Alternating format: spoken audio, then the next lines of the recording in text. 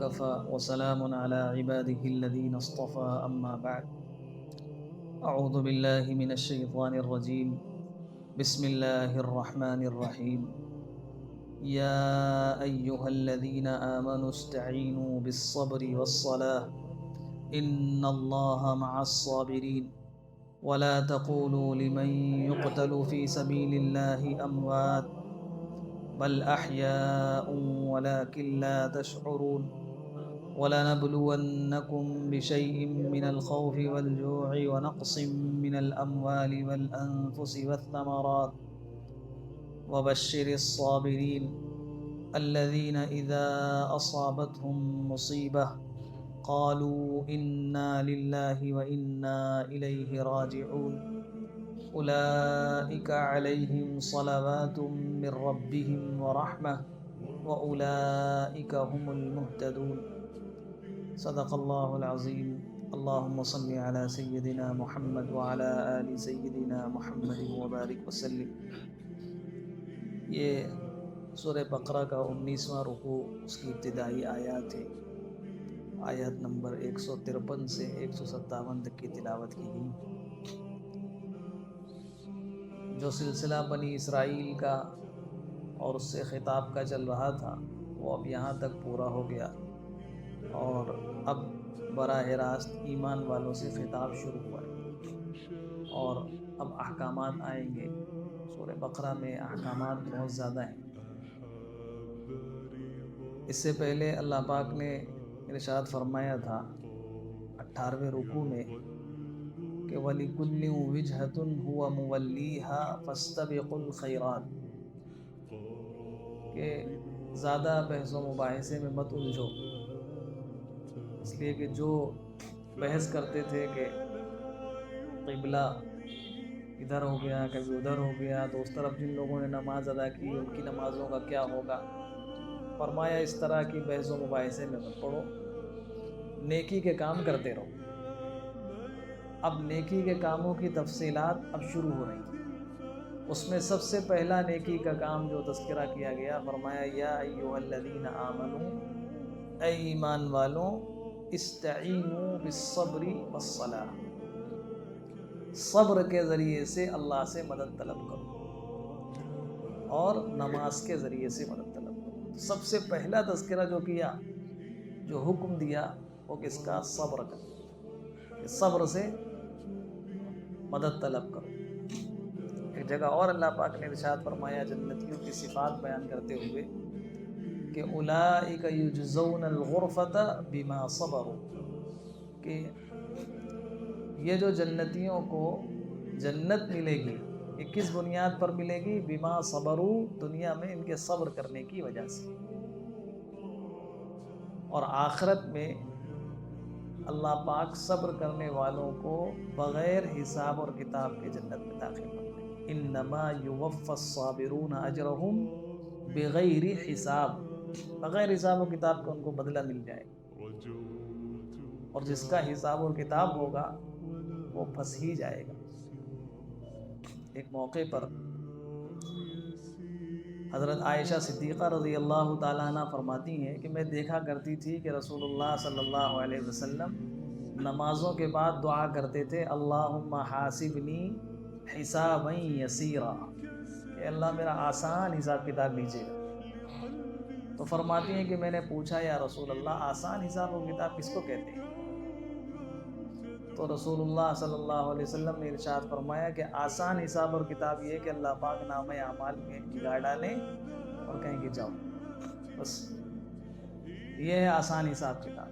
اور فرمایا کہ جس سے پوچھ تاچھ شروع ہو گئی بس پھر وہ پھنس جائے گا. کیا ہمارا کوئی عمل ایسا ہے کہ ہم اللہ کے سامنے اس کو صحیح ڈھنگ سے پیش کر سکیں؟ ہماری نمازوں کے بارے میں پوچھ تاچھ شروع ہو گئی کہ نمازیں دکھاؤ، اچھا کیسی نمازیں پڑھیں، کیا اس لائق ہیں ہماری نمازیں کہ ہم اللہ کے سامنے اپنی نمازوں کو پیش کر سکیں؟ تو فرمایا جس کا حساب کتاب شروع ہو گیا بس. اس لیے دعا مانگنی چاہیے اللہم حاسبنی حسابا یسیرا، کہ اللہ ہم سب کا آسان حساب و کتاب دے. تو صبر کرنے والوں کے بارے میں فرمایا کہ ان کا ہم حساب کتاب ہی نہیں لیں گے، بغیر حساب کے جنت میں داخل فرمائیں. اللہ پاک ہم سب کو انہی بندوں میں شامل فرما دے۔ فرمایا استعینوا، مدد طلب حاصل کرو۔ کس کام میں مدد حاصل کرو اس کا کوئی تذکرہ نہیں فرمایا کہ یہ کام پیش آ جائے تو صبر کے ذریعے سے مدد حاصل کرو، نماز کے ذریعے سے مدد حاصل کرو، یا یہ کام پیش آ جائے، مطلق رکھا استعینوا۔ اور عربی زبان میں جب کوئی مطلق ہو یعنی اس کا مفعول جو ورب ہوتا ہے، فعل ہوتا ہے، اس کا مفعول اور آبجیکٹ بیان نہ کیا جائے تو اس میں عموم ہوتا ہے، یعنی کوئی بھی تمہارا مسئلہ ہو، چھوٹا سے چھوٹا مسئلہ ہو، بڑا سے بڑا مسئلہ ہو، ہر معاملے میں صبر اور نماز کے ذریعے سے اللہ سے مدد چاہو۔ کوئی بھی مسائل آئے صبر کرو اور نماز پڑھ کر اللہ سے مدد طلب کرو، اللہ پاک مدد فرمائیں گے۔ صبر کس کو کہتے ہیں؟ صبر کہتے ہیں 3 چیزوں کا نام شریعت میں صبر ہے۔ عام طور سے ہم لوگ صرف ایک ہی چیز کو صبر سمجھتے ہیں، وہ یہ کوئی پریشانی آ گئی، کوئی مصیبت آ گئی تو اس میں انسان صبر کر لے، کہتے ہیں میں صبر کر لوں، یہ بھی صبر ہے، لیکن صبر کی 3 قسمیں ہیں۔ ایک صبر ہے الصبر علی الطاعہ، طاعات پر جم جانا، اللہ کے حکموں پر جم جانا، اس کو کہتے ہیں صبر۔ جو حکم دیا گیا اس حکم پر انسان جم جائے، مثلا نماز کا حکم ہے تو نماز پر جم جائے، پابندی سے نماز ادا کرے، روزے کا حکم ہے تو جم جائے، یعنی جتنے احکامات ہیں ان تمام احکامات پر جمنے کا نام صبر ہے۔ دوسری قسم صبر کی الصبر عن المعصیہ، گناہوں سے رک جائے، جتنی چیزوں سے اللہ نے منع فرمائے مت کرو بس اس سے اپنے آپ کو روک لے، اس کو کہتے ہیں صبر۔ اور تیسری قسم ہے الصبر علی المصیبہ، کوئی مصیبت، کوئی پریشانی ناگہانی پیش آ جائے تو اس پہ زیادہ واویلا نہ کرے، صبر کر لے، ہاں زبان سے آہ نکل جائے، درد ہو، آنکھوں سے آنسو بہہ جائیں، اس کی تو اجازت ہے، لیکن دل سے شکوہ اور شکایت نہ ہو، یہ ہے صبر۔ مثال کے طور پہ ایک آدمی ہے، اس کو کوئی ایسی بیماری ہو گئی، ڈاکٹر کے پاس جاتا ہے، ڈاکٹر آپریشن کہتا ہے بھئی آپریشن کرنا پڑے گا، تو اب جب ڈاکٹر آپریشن کر رہا ہے تو آپریشن کے لیے انجیکشن لگائے گا اور کچھ کرے گا تو بسا اوقات مریض کے آہ بھی نکل جاتی ہے، چیخ بھی نکل جاتی ہے، روتا بھی ہے، درد کی تکلیف بھی محسوس کرتا ہے، لیکن اس کے باوجود ڈاکٹر کی اس کا شکریہ ادا کرتا ہے کہ آپ نے میرے ساتھ اچھا کیا۔ یہ ہے صبر، کہ اللہ کی طرف سے جو بھی حالات آئیں ان میں اگرچہ بظاہر آنکھوں سے آنسو بھی نکل جائیں، رو بھی دے انسان، زبان سے آہ بھی نکل جائے، لیکن اللہ کی ناشکری نہ ہونے پائے کہ میرے ساتھ ایسا کیوں ہو گیا۔ تو یہ 3 درجے، ان تینوں درجوں کے صبر کے ذات اللہ سے مدد حاصل کرو، صبر علی الطاعہ بھی، صبر علی المعصیہ بھی، اور صبر علی المصیبت بھی۔ فرمایا صبر کے ذریعے سے مدد حاصل کرو اور نماز کے ذریعے سے مدد حاصل کرو، ان اللہ مع الصابرین، اللہ صبر کرنے والوں کے ساتھ ہے۔ کوئی بھی حالات آتے تھے رسول اللہ صلی اللہ علیہ وسلم نماز کی طرف متوجہ ہو جاتے تھے، تو کسی بھی طرح کوئی حالت آئے انسان 2 رکعت نماز پڑھے، صلاۃ الحاجہ پڑھے، اللہ سے مانگے، واقعی اللہ پاک ضرورتوں کو آسانی سے پورا فرما دے۔ اللہ ہم سب کو اس کا یقین نصیب فرما دے۔ ہر مشکل حالات میں یہ اللہ تعالیٰ نے ہمیں 2 نسخے دیے ہیں، صبر کر لو اور نماز کے ذریعے سے مجھ سے مدد طلب کرو، میں مدد کر دوں گا۔ ان اللہ مع الصابرین، تم صبر کر لو گے تو نماز تو اعلیٰ درجے کی چیز ہے، صبر اس کے مقابلے میں کمتر ہے، تو جب صابرین کے ساتھ اللہ ہے تو نماز پڑھنے والوں کے ساتھ تو بدرجہ اولا اللہ تعالیٰ ہے، تو اللہ تعالیٰ کی معیت اور اللہ کا ساتھ تمہیں مل جائے گا۔ آپ دیکھیں اگر کوئی آدمی پریشان ہے اور کوئی بڑا انسان کہتے تم گھبراؤ نہیں، ہم تمہارے ساتھ ہیں، اتنا سکون مل جاتا ہے، وہ آدمی بالکل اطمینان میں ہو جاتا ہے کہ نہیں وہ ہمارے ساتھ ہے۔ کوئی بیمار ہے اور شہر کے بڑے ڈاکٹر سے اس کے بڑے اچھے تعلقات ہیں، اس کو کوئی پریشانی نہیں، میری اب یہ حالات گزرے تو جن لوگوں کے بڑے ڈاکٹروں سے تعلقات تھے وہ بالکل کچھ ہوگا تو میرے تو تعلقات ہیں، اور کسی کا ہوا بھی تو فوراً رابطہ کیا اور صحیح کرا لیا۔ تو آدمی کو اطمینان ہوتا ہے کہ بھئی ہمارے تو ان سے تعلقات ہیں، کوئی ہمیں زیادہ پریشان ہونے کی ضرورت نہیں۔ یا اللہ پاک فرما رہے ہیں کہ ہماری معیت مل جاتی ہے، خالق کائنات جس کے ساتھ ہو جائے، اس کی معیت کا تصور جس کو ہو جائے تو پھر کون پریشان کر سکتا ہے اس کو۔ جیسے دنیا میں چھوٹے لوگوں سے تعلق ہو جاتا ہے تو انسان اطمینان ہو جاتا ہے قلبی، ایسے ہی اللہ تعالی ہم سب کو حقیقی طور پر اپنی معیت کا یقین نصیب فرما دے، بڑی سے بڑی مصیبت میں ایسے ہی قلبی سکون حاصل ہو جائے گا جیسے دنیا والوں کی معیت کی وجہ سے سکون حاصل ہو جاتا ہے۔ بس یقین کی ہے، اللہ تعالیٰ ایسا یقین نصیب فرما دے۔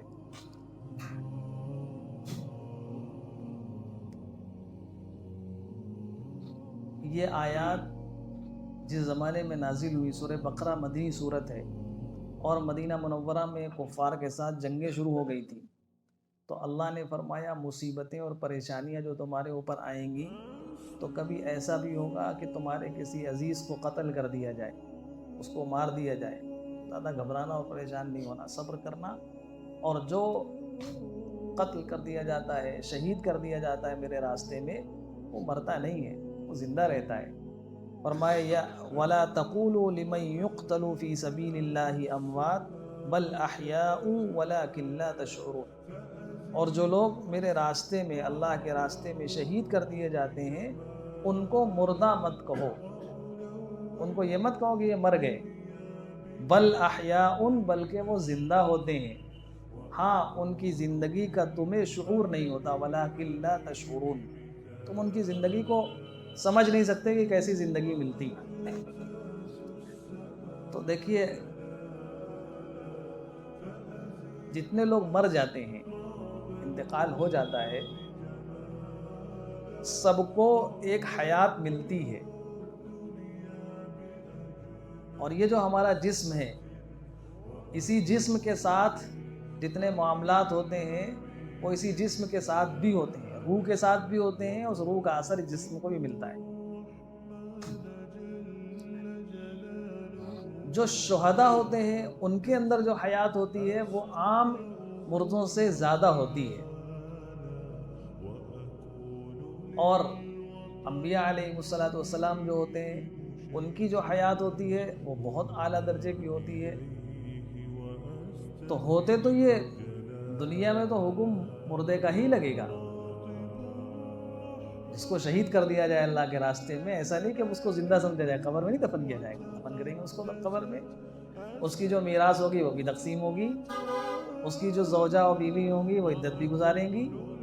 تو دنیا میں احکام تو میت کے لگیں گے، لیکن ان کو اللہ تعالیٰ ایک ایسی حیات عطا فرماتے ہیں جو حیات عام مردوں کے مقابلے میں بہت قوی ہوتی ہے۔ سورہ آل عمران میں اللہ نے فرمایا کہ بل احیاء عند ربهم یرزقون، ان کو تو اللہ کے پاس رزق بھی دیا جاتا ہے، کھانے پینے کی چیزیں بھی دی جاتی ہیں، تو ان کی حیات اعلیٰ درجے۔ انبیاء علیہ السلام کی جو حیات ہوتی ہے وہ بہت ہی اعلیٰ درجے کی ہوتی ہے، وہ ایسی اعلیٰ درجے کی ہوتی ہے، ان کا جسم بھی محفوظ کر دیا جاتا ہے کہ مٹی ان کے جسم کو ختم نہیں کرتی۔ دنیاوی زندگی میں بھی ان کے حیات کے کچھ نمونے اللہ تعالیٰ باقی رکھتے ہیں، مثلاً انبیاء علیہ السلام کی میراث تقسیم نہیں ہوتی، اس لیے کہ میراث موت کے بعد تقسیم ہوتی ہے، اور انبیاء علیہ السلام زندہ ہوتے ہیں تو ان کی میراث تقسیم نہیں ہوتی، ان کی بیویوں کو، ان کی بیویاں کسی دوسرے سے نکاح نہیں کر سکتی انبیاء علیہ السلام کی، تو ان کی جو حیات ہوتی ہے وہ تو بہت اعلیٰ درجے کی ہوتی ہے۔ لیکن حیات تو سب کو کچھ نہ کچھ ملتی ہے، شہداء کو اور اعلیٰ ملتی ہے، انبیاء کو اس سے زیادہ ملتی ہے۔ تو فرمایا کہ جو اللہ کے راستے میں شہید کر دیے جائیں ان کو مردہ مت سمجھو، بلکہ وہ زندہ ہیں، ہاں ان کی زندگی کو ہم سمجھتے ہیں، وَلَكِنْ لَا تَشْعُرُونَ۔ وَلَنَبْلُوَنَّكُمْ بِشَيْءٍ مِّنَ الْخَوْفِ وَالْجُوعِ وَنَقْصٍ مِّنَ الْأَمْوَالِ وَالْأَنفُسِ وَالثَّمَرَاتِ وَبَشِّرِ الصَّابِرِينَ الَّذِينَ إِذَا أَصَابَتْهُم مُّصِيبَةٌ قَالُوا إِنَّا لِلَّهِ وَإِنَّا إِلَيْهِ رَاجِعُونَ۔ پھر اللہ تعالیٰ فرماتے ہیں کہ دیکھو وَلَنَبْلُوَنَّكُمْ، ہم تمہیں ضرور آزمائیں گے، تمہارا امتحان لیں گے، ضرور بے ضرور امتحان لیں گے۔ ایسا ہو ہی نہیں سکتا کہ یہ امتحان نہ ہو، سب کا امتحان ہوگا۔ امتحان کیوں لیں گے؟ دیکھیں دنیا میں امتحان تو لیا جاتا ہے اس لیے جانچا جاتا ہے کہ اگر نمبرات دینے ہیں تو یہ نمبر کا مستحق ہے بھی کہ نہیں، اس لیے امتحان لیا جاتا ہے۔ لیکن اللہ تعالیٰ کیوں امتحان لیں گے؟ اللہ تعالیٰ تو سب کچھ جانتے ہیں کہ ہم کتنے پانی میں ہیں، کیا ہیں۔ اللہ تعالیٰ امتحان لیتے ہیں دنیا میں بندوں کو دکھانے کے لیے کہ دیکھو ہم نے اتنی مصیبتیں ڈالی، اتنے آزمائشوں میں ڈالا، اس کے باوجود میرا یہ بندہ اس نے مجھ سے بے وفائی نہیں کی، میرے احکامات پر عمل کرتا رہا۔ تو دنیا والوں کو دکھانے کے لیے اپنے محبوب بندوں کا، انسانوں کا اللہ تعالیٰ امتحان لیتے ہیں۔ فرمایا ہم تمہارا ضرور بھی ضرور امتحان لیں گے، آزمائش کریں گے۔ کیسے آزمائش کریں گے؟ فرمایا بِشَيْءٍ مِّنَ الْخَوْفِ، 5 چیزوں کے ذریعے سے امتحان ہوگا، 5 حالات آئیں گے۔ کس کے ذریعے سے؟ خوف کے ذریعے سے آزمائش کریں گے، ڈر، اس کے ذریعے سے آزمائش ہوگی۔ کسی دشمن کا ڈر، جانوروں کا ڈر یا بیماریوں کا ڈر، کوئی بھی ڈر پیدا کرتی، اس کے ذریعے سے آزمائیں گے۔ یہ ہوگا، یقینی طور پر ہوگا۔ دوسرا والجوع، بھوک کے ذریعے سے آزمائیں گے، قحط سالی کر دیں گے، فاقہ لے آئیں گے، کھانے کو کچھ نہیں ہوگا، اس کے ذریعے سے آزمائیں گے۔ ونقص من الاموال، مال کو کم کر کے آزمائیں گے، تجارت نہیں چل رہی، دکان ہی نہیں چل رہی، جو مال تھا وہ بھی ختم ہوتا جا رہا ہے، اس کے ذریعے سے آزمائیں گے۔ والانفس، اور جان لے کر آزمائیں گے، اپنا کوئی عزیز قریب دنیا سے رخصت ہو جائے گا، اس کے ذریعے سے آزمائیں گے۔ والثمرات، اور پھلوں کی کمی کے ذریعے سے، پھل سے یہ عام پھل بھی مراد ہو سکتے ہیں، اور کسی بھی چیز کا فائدہ، اس فائدے سے محروم کر کے، جیسے بزنس آدمی کر رہا ہے، ایک تو اصل مال ہوتا ہے، ایک اس کا نفع ہوتا ہے، تو کبھی اصل مال کم ہو جائے گا، کبھی کوئی نفع ہی نہیں ہوگا، اصل مال باقی ہے۔ ان دونوں طرح سے آزمائیں گے۔ تو یہ 5 آزمائشیں ہیں، ان سے اللہ تعالیٰ فرما رہے ہیں کہ ہم ضرور بھی ضرور آزمائیں گے تمہیں۔ یہ کیوں فرما دیا؟ ایک تو اس لیے فرما دیا پہلے سے کہ جب یہ پتہ ہوتا ہے کہ یہ چیزیں پیش آئیں گی تو انسان کے لیے اس کو برداشت کر لینا آسان ہوتا ہے۔ اگر پہلے سے پتہ ہوتا ہے کہ یہ مصیبت آنے والی ہے، تو ابھی پتہ چل جائے، اعلان ہو جائے کہ کل سارا دن بجلی نہیں آئے گی، آج ہی اخبار میں آ جائے مثال کے طور پہ، تو اب کل کا دن گزارنا آسان ہو جائے گا۔ اچانک چلی جائے تو بہت دقت پیش آتی ہے۔ کوئی بھی مصیبت اگر پہلے سے معلوم ہو تو اس کو برداشت کر لینا تھوڑا آسان ہو جاتا ہے۔ تو اللہ تعالیٰ نے اسی لیے فرما دیا کہ دیکھو ہم یہ مصیبتیں اور آزمائشیں بھیجیں گے۔ اعلان اس لیے فرما دیا کہ میرے بندوں کو اس پر برداشت کرنا، صبر کرنا آسان ہو جائے۔ پھر فرمایا بشیئن، شیئن میں تنوین لگی ہے، 2 زیر۔ یہ عربی زبان میں 2 زیر یا 2 زبر 2 پیش کسی چیز میں لگتا ہے تو اس کا مطلب یہ ہوتا ہے کہ بہت تھوڑا سا، کم۔ اللہ تعالیٰ فرما رہے ہیں کہ بہت تھوڑی سی چیز کے ذریعے سے، یعنی خوف بھی بہت زیادہ نہیں بھیجیں گے، مال بھی بالکل کم نہیں کر دیں گے۔ ایسا نہیں کہ سارے رشتہ دار ایک ساتھ مر جائیں گے، تھوڑا سا آزمائیں گے، بشیئن، بہت تھوڑی سی آزمائش کریں گے۔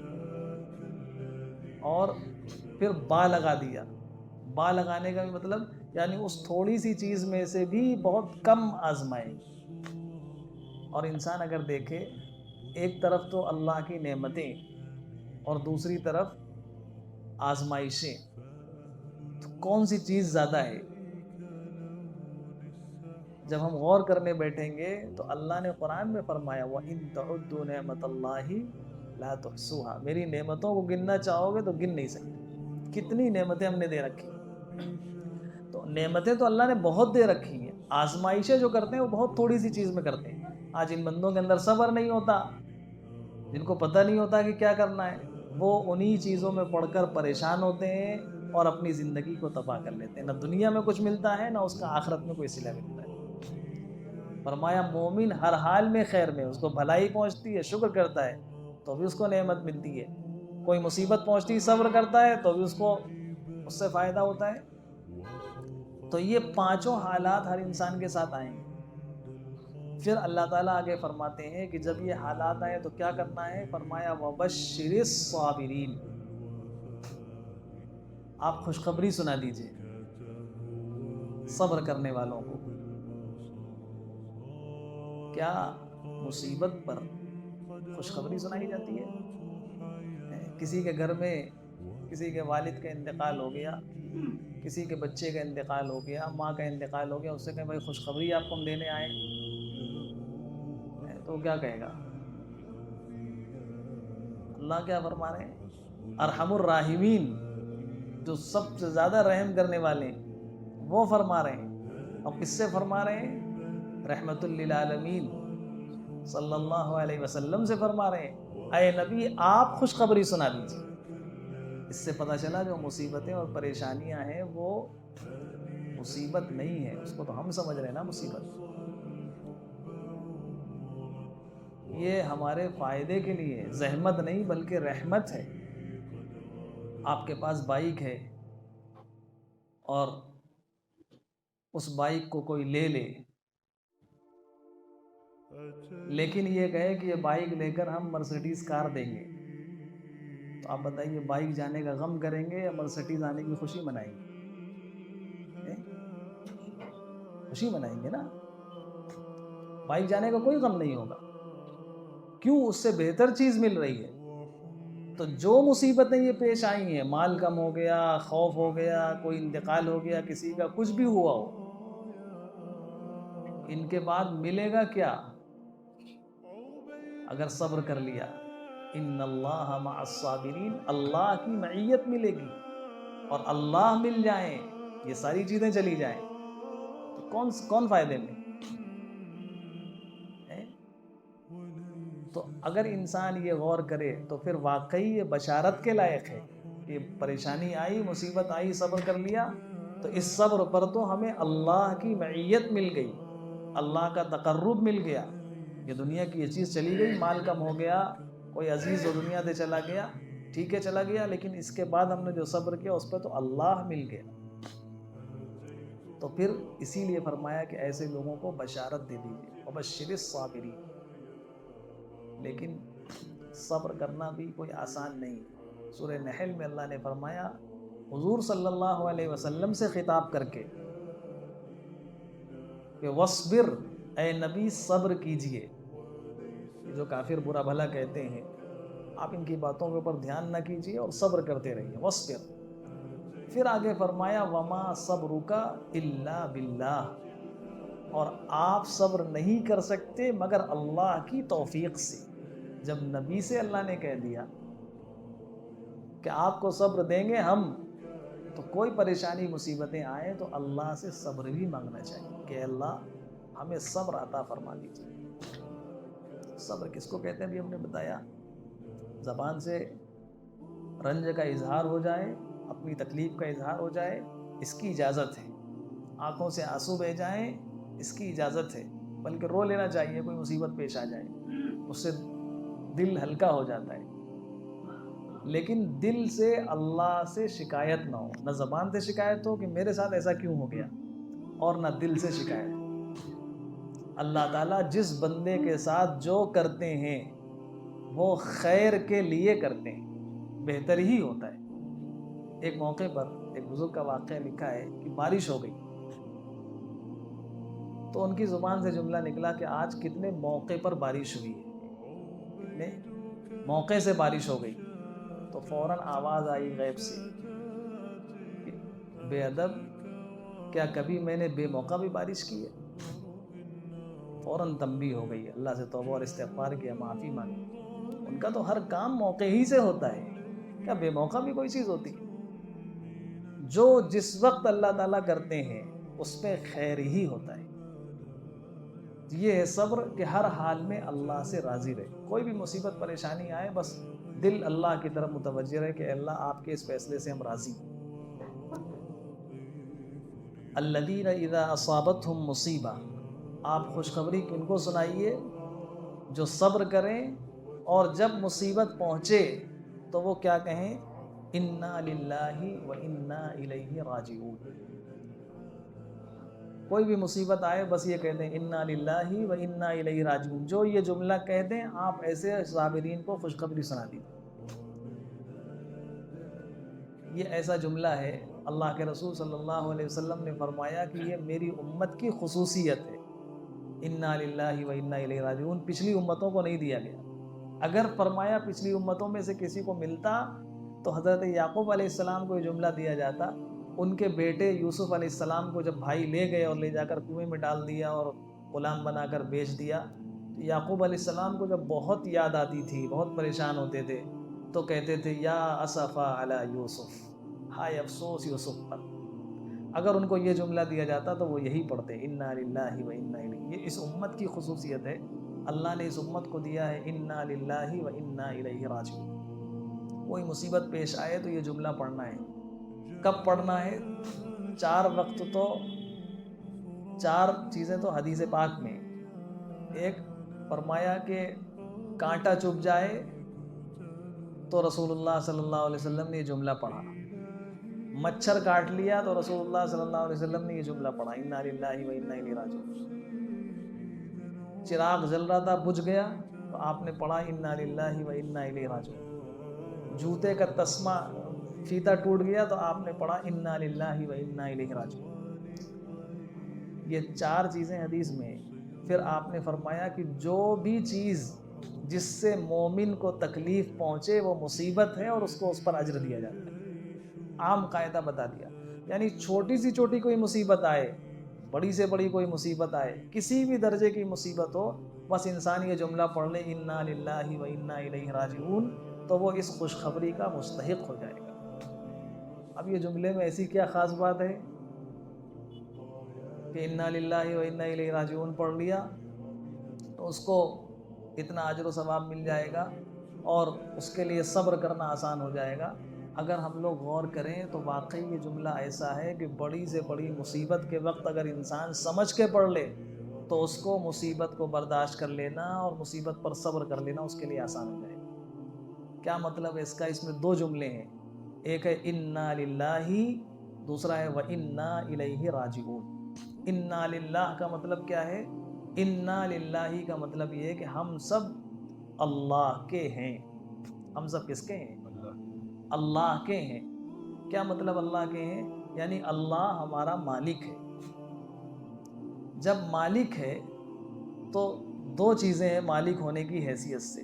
ایک تو یہ کہ کوئی انسان اگر کسی چیز کا مالک ہوتا ہے تو مالک اپنی ملکیت کی چیزوں کو ضائع اور برباد نہیں کرتا. ہم کسی چیز کے مالک ہیں تو اپنی چیزوں کو ضائع اور برباد نہیں کریں گے. مالک اپنی چیزوں کی حفاظت کرتا ہے. ہاں بسا اوقات دنیا میں دیکھنے والوں کو ایسا لگتا ہے کہ اپنی چیزوں کو ضائع کر رہے ہیں. مثال کے طور پہ ایک آدمی کا مکان ہے اور وہ توڑ رہا ہے، توڑ کے بنوا رہا ہے.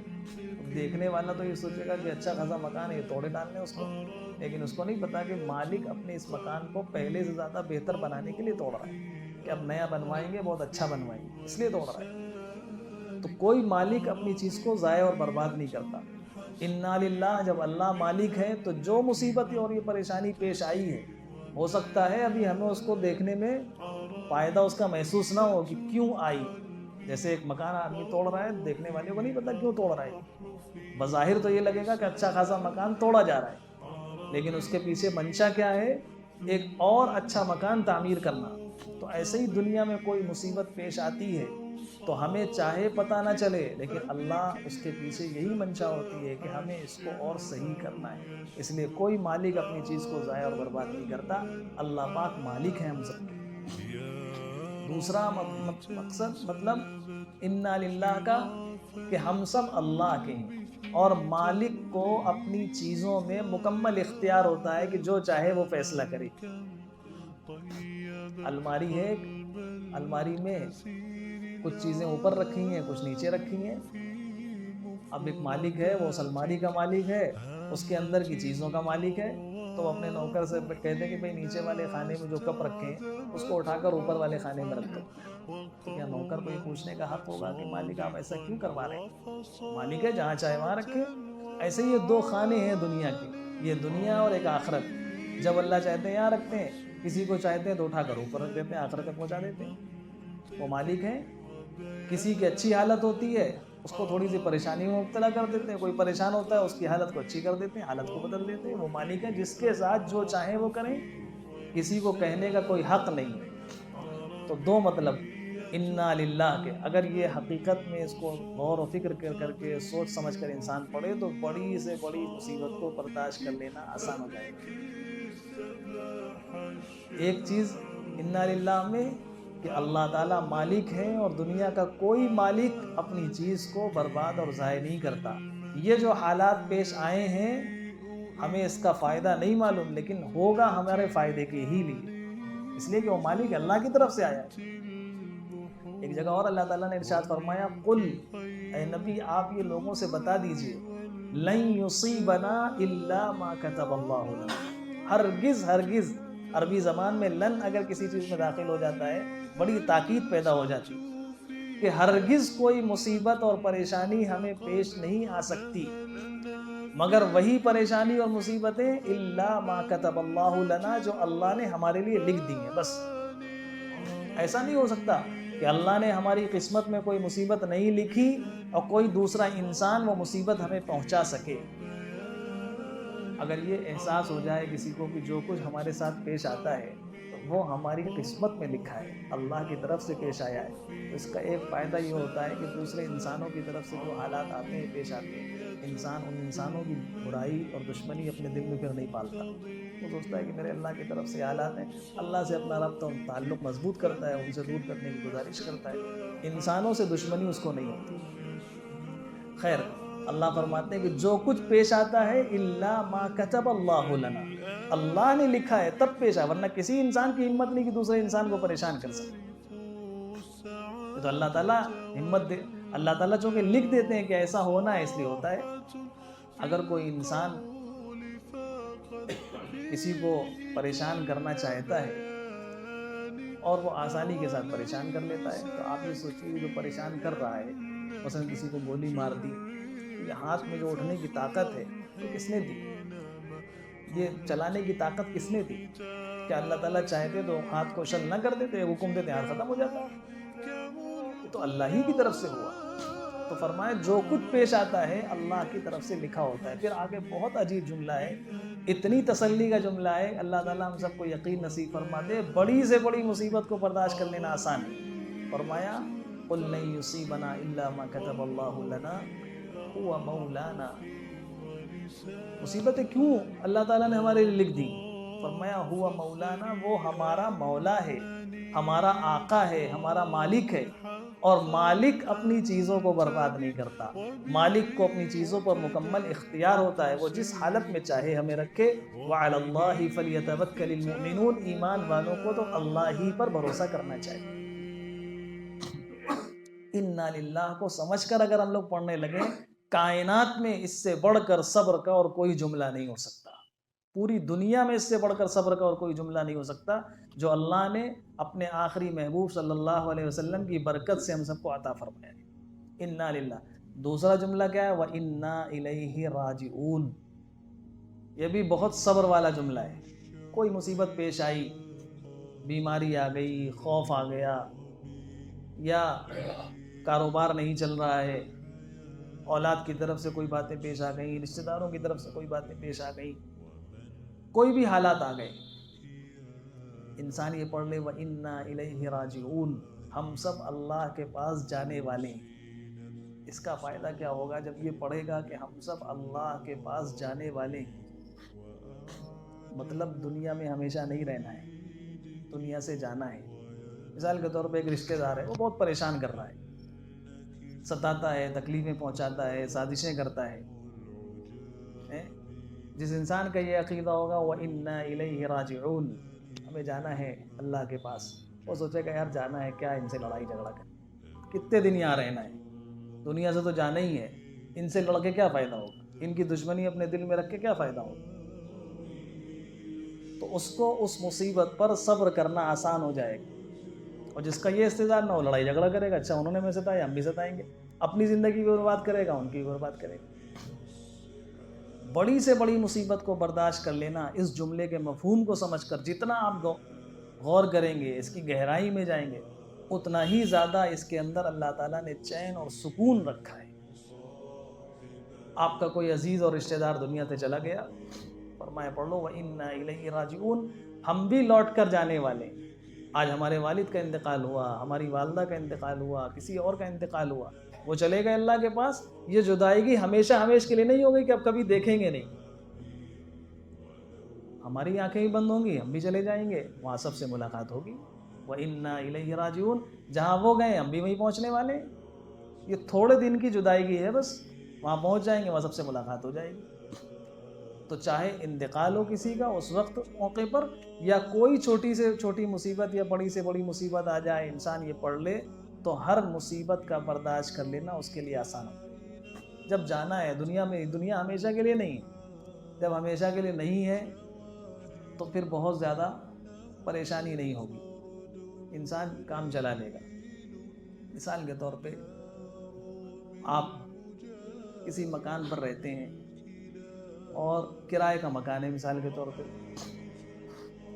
और आपको पता है कि हमारा किराए का जो वक्त तय था, साल 2 साल 3 साल, वो पूरा होने वाला है, 1-2 महीने और बाकी हैं। अब उस मकान में कोई ऐसी चीज़ पेश आ गई, मिसाल के तौर पर छूने लगा वो, या और कोई चीज़ पेश आ गई, तो आप ये बताइए कि उस पेश आने की वजह से कोई परेशानी होगी? अगर आपको ये पता हो कि हमें 15 दिन के बाद ये मकान खाली करना है, कोई परेशानी पेश आएगी?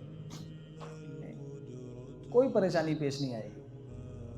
क्यों? आपको पता है थोड़े दिन है, चलो बर्दाश्त कर लो इसको, तो ये तो छोड़ना ही है, अब जहाँ जाना है वहाँ सही कराएंगे, यहाँ ज़्यादा परेशान होने की ज़रूरत नहीं। उसी हालत में इंसान रहेगा, तार लटका होगा तो रह लेगा, ट्यूबलाइट टेढ़ी हो जाएगी तो रह लेगा, कोई भी परेशानी आ जाएगी, पानी कहीं से टपक रहा होगा तो रह लेगा, नल चू रहा होगा तो रह लेगा, अरे भाई यहाँ तो छोड़ना ही है, जाना है। क्यों? ये इस परेशानी के साथ रहना उसके लिए आसान है। या आप मिसाल के तौर पे सोचिए किसी होटल में गए, आप कहीं और गए, वहाँ जाकर क़याम किया, वहाँ अगर इस तरह की कोई परेशानी पेश आएगी, आपको कोई तकलीफ़ होगी? नहीं होगी, इसलिए कि आपको पता है कि भाई हम यहाँ तो थोड़ी देर के लिए आए, अभी तो यहाँ से वैसे भी चले जाना। तो जिस जगह से इंसान को जाना हो, ये एहसास हो कि मुझे यहाँ से जाना है, वहाँ की तकलीफ़ों से रंज और अफसोस नहीं होता। ये जुमला अल्लाह ने ऐसा इरशाद फरमाया कि जिसको इसका इस्तेज़ार और यकीन हो गया कि हमें इस दुनिया से जाना है, हमेशा के लिए नहीं आए, उसको यहाँ की किसी तकलीफ़ से रंज और अफसोस नहीं होगा। कितने दिन की तकलीफ़ है कोई नहीं जानता, कितने दिन की है। कब आँख बंद हो जाए कोई बता सकता है कि मेरी ज़िंदगी कितनी है? 2 चीज़ें ऐसी हैं जो बिल्कुल यकीनी है, सारी दुनिया इसको मानती है। मरना सारी दुनिया मानती है कि सारी दुनिया को एक दिन मरना है। आज तक दुनिया में कोई ऐसा पैदा नहीं हुआ जिसने मौत का इनकार किया हो। और दूसरे, इस बात को सारी दुनिया मानती है कि मौत का वक्त यकीनी नहीं है, कब किसकी मौत आ जाए कोई कुछ नहीं कह सकता। हम सिर्फ अंदाज़ा लगाइए, हम में से हर शख्स अंदाज़ा लगाए, पिछले साल से लेकर इस साल तक 2021 जो गुज़र गया, इस 2021 में हमारे कितने ऐसे जान पहचान के लोग थे जो इस दुनिया से ऐसी हाल में चले गए जिनके बारे में हमें अंदाज़ा नहीं था कि ये भी जा सकते हैं। हर आदमी सोचे, हर ख़ानदान में, हर इंसान के ऐसे जानने वाले ज़रूर होंगे जो पिछले 1 साल में इस हालत में चले गए कि हमने जब सुना तो अफसोस, अरे उनका इंतकाल हो गया, कैसे हो गया? वो तो अभी बिल्कुल ठीक ठाक थे। अभी चंद दिन पहले बस का जो हादसा हुआ यहाँ, ई बस के ज़रिए से, तो एक आदमी तो पैदल चला जा रहा था, उसको तो ख्वाब व ख्याल में नहीं होगा कि मैं मरने के लिए चल रहा हूँ, आई बस चढ़ा दिया, वहीं मर गया। तो जैसे वो इंसान मर गया, ऐसे ही जब हम भी दुनिया से चले जाएंगे तो हमारे बाद वाले भी कहेंगे अच्छा उनका इंतकाल हो गया, अरे कैसे हो गया? ऐसे ही होगा बस, जैसे वो चले गए ऐसे ही एक दिन हमारी आंखें भी बंद हो जाएंगी। یہ دنیا کے ساری مصیبتیں پریشانیاں اس وقت ہیں جب تک آنکھیں کھلی ہوئی. اگر انسان یہ سوچ لے کہ یہاں کی مصیبتیں پریشانیاں ہمیشہ کے لیے نہیں ہیں, تو پھر آپ سوچئے کہ بڑی سے بڑی مصیبت کو برداشت کر لینا بالکل آسان ہو جائے گا, بالکل آسان ہو جائے گا. انسان کو اتنی سی بھی پریشانی نہیں ہوگی. یہ کائنات کے ایسے عظیم ترین جملے ہیں جو اللہ تعالیٰ نے ہم سب کو عطا فرمائے. اللہ تعالیٰ ہم سب کو اس کے معانی کے استحضار کے ساتھ کوئی مصیبت آئے انسان پڑھ لے, بس اس مصیبت کو برداشت کر لینا اس کے لیے آسان ہو جائے. انا للہ و انا الیہ راجعون. اللہ مالک ہیں اور ہمیں واپس وہاں جانا ہے. دنیا میں ہمیشہ کے لیے نہیں آئے, یہ دنیا ہمیشہ کے لیے ہے ہی نہیں. اس لیے یہاں کی کسی پریشانی سے پریشان ہونے کی ضرورت نہیں ہے. جو یہ پڑھ لیتا ہے اس کو کیا ہوتا ہے, اولئک علیہم صلوات من ربہم ورحمہ واولئک هم المہتدون. ایسے ہی لوگ ہیں جن کو ان کے رب کی طرف سے ان کے اوپر خاص رحمتیں بھی نازل کی جاتی ہیں اور عام رحمتیں بھی نازل. صلوات کہتے ہیں خاص رحمتوں کو اور رحمت کہتے ہیں عام رحمت کو. جیسے اسکول وغیرہ میں مدرسوں میں پروگرام ہوتے ہیں تو ایک تو کامن انعام ہوتا ہے جو سارے بچوں کو دیا جاتا ہے, اور اس میں کچھ خاص انعام ہوتے ہیں جو پوزیشن وغیرہ حاصل کر لیتے ہیں تو ان کو دیے جاتے ہیں. تو ایسے ہی رحمت تو ہے وہ سب کو ملے گی اور صبر کرنے والوں کو بھی ملے گی, لیکن صلوات جو خاص رحمتیں ہوں گی اس رحمت کے ساتھ ساتھ ان کو وہ خاص رحمت بھی ملے گی. اور پھر اس میں ایک خاص جملہ اللہ نے فرمایا من ربہم. یہ جو رحمت ملے گی خاص رحمت اور عام رحمت یہ اللہ تعالیٰ خود عطا فرمائیں گے, رب خود دیں گے. ایک تو یہ ہے کہ ملک کا وزیر اعظم, صدر جمہوریہ یا بادشاہ اپنے کسی خادم کے ذریعے سے آپ کو کوئی تحفہ اور انعام بھیج دے, اور ایک یہ ہے کہ خود اپنے ہاتھ سے دے. دونوں میں فرق ہوگا کہ نہیں؟ اللہ تعالیٰ فرماتے ہیں کہ اولئک علیہم صلوات من ربہم, ان کے رب کی طرف سے یعنی خود اللہ تعالیٰ براہ راست عطا فرماتے ہیں. واولئک هم المہتدون, اور ایسے ہی لوگ ہیں جن کو ہدایت یافتہ کہا جاتا ہے, سیدھے راستے پر چلنے والا کہا جاتا ہے. آپ سوچیں اس سے زیادہ ہدایت کس کو, جس کو اس بات کا یقین ہو گیا کہ ساری کائنات اللہ کی ہے, ہم سب اللہ کے ہیں, اللہ تعالیٰ مالک ہیں, اور یہ دنیا ہمیشہ ہمیش کے لیے نہیں. ہم دنیا میں آئے, فنا ہو جائے گی, ختم ہو جائے گی, چلے جائیں گے بس. تو وہ آدمی کتنا ہدایت یافتہ ہوگا, کتنے سیدھے راستے پر چلنے والا ہوگا. فرمایا واولئک هم المہتدون, یہی لوگ ہیں ہدایت یافتہ. بس اصل یہ ہے کہ انسان, ایک بزرگ فرماتے تھے اپنے آپ کو زندوں میں شمار نہ کرو, مردوں میں شمار کیا کرو. ہمیں نہیں معلوم کہ بازار میں وہ کپڑا بکنے آ چکا ہو جس کو ہمارا کفن بننا ہے.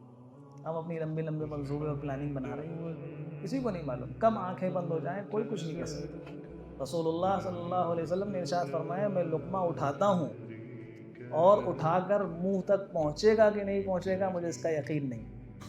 آپ سوچئے زمین پلیٹ سے لقمہ اٹھا کر منہ تک لے جانے میں کتنا وقت لگتا ہے. اگر کسی کی ایسی زندگی ہو تو واقعی دنیا کی بڑی سے بڑی مصیبتیں اس کے لیے کچھ نہیں. ساری مصیبتوں کو, پریشانیوں کو برداشت کر لینا اس کے لیے آسان ہوتا ہے. اور دوسرا بڑا فائدہ یہ ہوتا ہے کہ انسانوں کی طرف سے اس کا دل صاف ستھرا رہتا ہے, اور اللہ تعالیٰ کو یہی صاف ستھرا دل چاہیے. تو صاف ستھرا دل لے کے جائے گا اسی کے لیے فیصلہ ہوگا. اللہ تعالیٰ ہم سب کو استحضار کے ساتھ اس کلمے کو پڑھنے کی, مصیبتوں کے وقت پڑھنے کی توفیق عطا فرمائے. سبحان اللہ و بحمدہ, سبحانک اللہم و بحمدک, نشہد ان لا الہ الا انت, نستغفرک و نتوب الیک. سبحان ربک رب العزة عما یصفون وسلام علی المرسلین والحمد للہ رب العالمین. لبيك إن الحمد لك